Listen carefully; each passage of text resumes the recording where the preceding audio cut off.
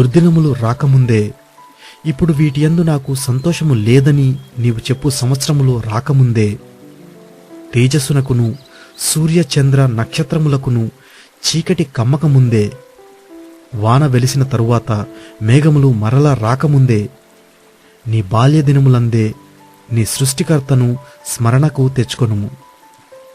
ఆ దినమున ఇంటి కావలివారు వణకుదురు, బలిష్ఠులు వంగుదురు. విసరువారు కొద్దిమంది ఎగుట చేత పని చాలించుకొందురు. కిటికీలలో గుండా చూచువారు కానలేకయుందురు. తిరుగటి రాళ్ల ధ్వని తగ్గిపోవును. వీధి తలుపులు మూయబడును. పిట్ట యొక్క కూతకు ఒకడు లేచును. సంగీతమును చేయు స్త్రీలు, నాదము చేయు వారందరూ నిశ్శబ్దముగా ఉంచబడుదురు. ఎత్తుచోటులకు భయపడుదురు. మార్గములయందు భయంకరమైనవి కనబడును.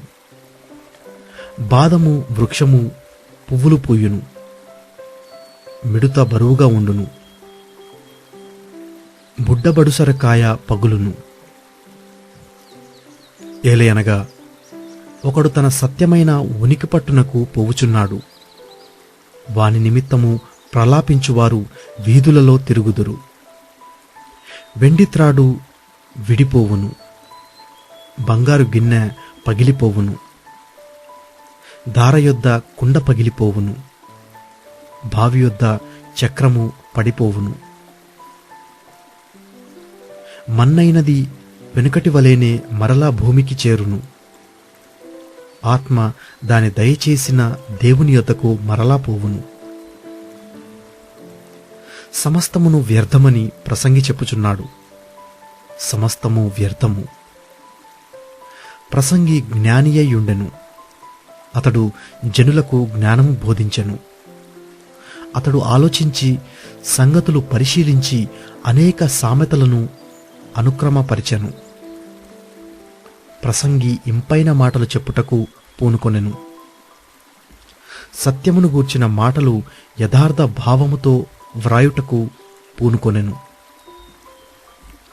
జ్ఞానులు చెప్పు మాటలు మూలుకోలల వలెను చక్కగా కూర్చబడి బిగగొట్టబడిన మేకువలెను ఉన్నవి. అవి ఒక్క కాపరి వలన అంగీకరింపబడినట్టున్నవి. ఇదియుగాక నా కుమారుడా, హితోపదేశములు వినుము. పుస్తకములు అధికముగా రచింపబడును. దానికి అంతము లేదు. విస్తారముగా విద్యాభ్యాసము చేయుట దేహమునకు ఆయాసకరము.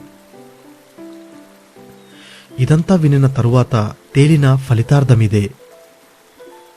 దేవునియందు భయభక్తులు కలిగియుండి ఆయన కట్టడలను అనుసరించి నడుచుచుండవలెను.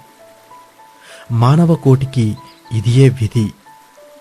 గూఢమైన ప్రతి అంశమును గూర్చి దేవుడు విమర్శ చేయునప్పుడు ఆయన ప్రతి క్రియను, అది మంచిదే గాని చెడ్డదే గాని, తీర్పులోనికి తెచ్చును.